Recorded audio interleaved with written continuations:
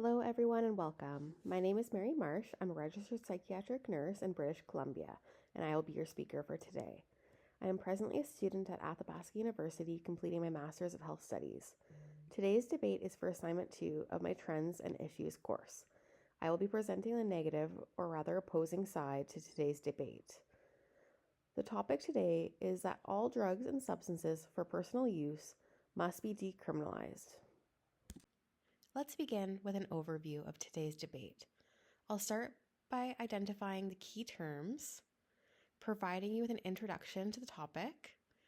We'll then move into arguments against the decriminalization of all drugs and substances for personal use, which will bring us to the conclusion, and finally, the references.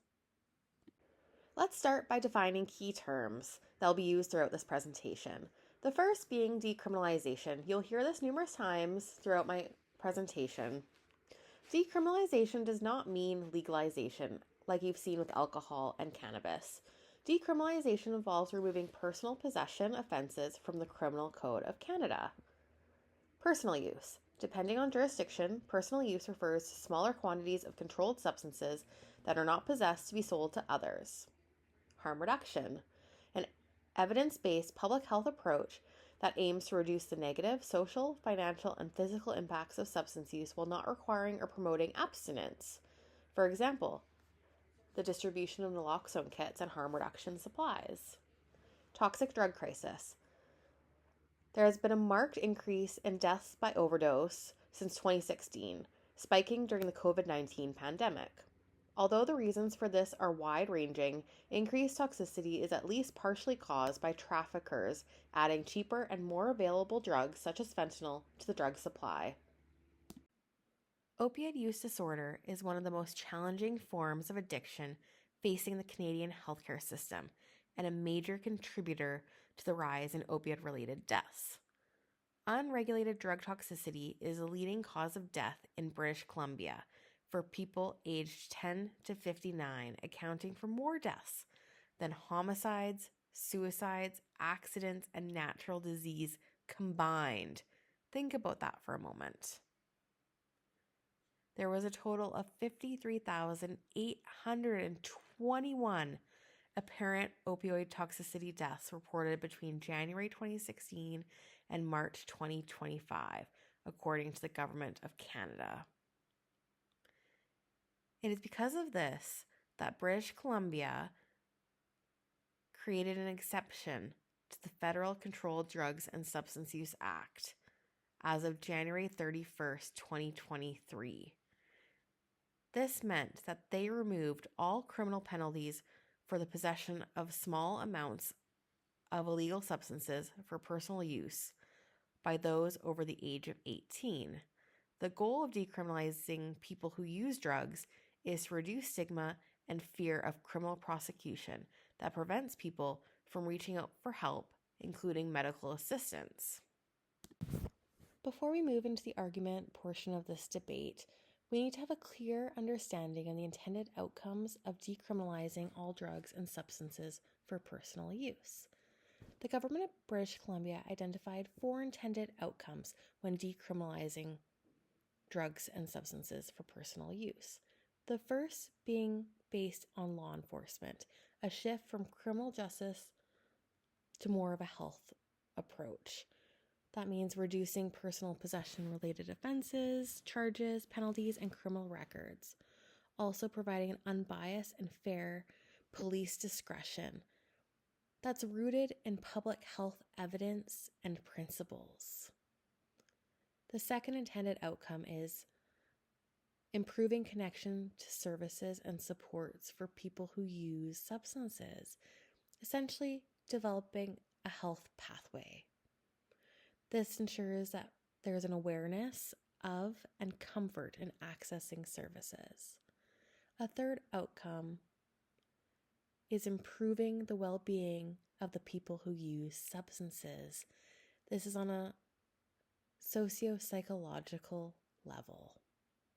The fourth outcome is an improved awareness and understanding of substance use and decriminalization among the general public.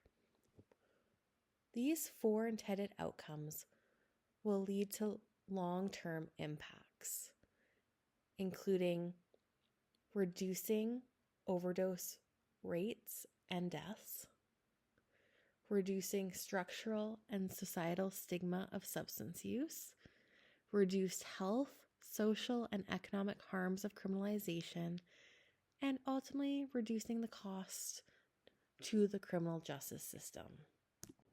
My first argument is how decriminalization will not be successful in improving connection to services and supports due to a lack of public health funding. To prove this point, we can look to our neighboring country, the United States, who demonstrated firsthand how decriminalization has failed. In November 2020, Oregon had passed Measure 110, the first statewide drug decriminalization measure in the country, allowing personal use possession of illegal drugs, including heroin, methamphetamine, and cocaine. With the goal of increasing substance use treatment access, a fault was clearly evident. In Oregon alone, 34 of 36 counties are identified as having mental health professional shortages. Although drug decriminalization was enacted in February 2021, funding streams for new treatment and harm reduction services were not implemented until late August 2022.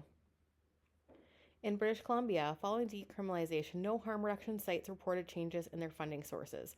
More than half of harm reduction sites reported that their staffing levels were insufficient to meet the demand. Additionally, 45% of sites reported an increase in demand on staff following decriminalization. Resource constraints were also a concern, with 65% of sites indicating that their current resources were inadequate to meet client needs. Furthermore, 70% of sites reported having to turn away clients or ask them to wait for services due to insufficient capacity or resources. My second argument is that decriminalization has not been shown to reduce drug poisoning events and deaths. This is evident both in qualitative and quantitative research. The Canadian Institutes of Health Research conducts yearly interviews with approximately 100 people who use drugs from across the province to gain an in-depth understanding of their experiences with decriminalization. The qualitative research has shown that most participants reported no change in their substance use pattern, though some noted a slight increase in use due to feeling safer using in public. Some participants reported an increase in inexperienced drug dealers since decriminalization, which they believe has increased overdose and risks of overdose due to adulterated drugs. The quantitative research has shown that accidental or undetermined drug poisoning deaths had an overall increasing trend up until 2018, followed by a decrease in 2019, and then a sharp increase with the onset of COVID-19. This upward trend continued in the period leading up to decriminalization. There were no significant changes in overdose death rates following decriminalization, and the policy was not associated with shifts in the overall trend of drug poisoning deaths as of November 2024 when this was reported. Furthermore, data from BC Emergency Health Services shows that overdose and poisoning calls in BC increased by 25% following decriminalization. We can also look to our neighboring country, the United States, where research has shown that decriminalization did not result in changes in drug-related poisoning deaths in Oregon. Today's final argument is that decriminalization does not reduce structural or societal stigma. As mentioned, the Canadian Institute of Health Research conducts yearly interviews with approximately 100 people who use drugs from across the province to gain an in-depth understanding of their experiences with decriminalization. The qualitative research has shown that experiences with stigma persisted post-decriminalization. Some reported a heightened stigma due to the increased visibility of drug use. Furthermore, a cross-sectional qualitative study of people who use drugs across British Columbia demonstrated that drug use-related stigma is pervasive. More than half the participants recounted experiences of societal, structural, and self-stigmatization. Participants shared how these experiences continue to influence their decision about accessing community supports and hospital-based health services. This persistent stigma made them feel unwelcome and judged post-decriminalization, and ultimately deterred them from accessing services. Similar challenges were observed in Oregon, where public concern about the visibility of open-air drug use led to the implementation of a public safety and behavioral health bill that restored criminal penalties for drug use and possession. Expanding on this topic, on May 7, 2024, The federal government of Canada announced that they had approved the province of British Columbia's request to exempt public spaces from BC's decriminalization policy, effective immediately. That means that law enforcement agencies were able to seize illegal drugs possessed in public in any amount and make arrests as needed.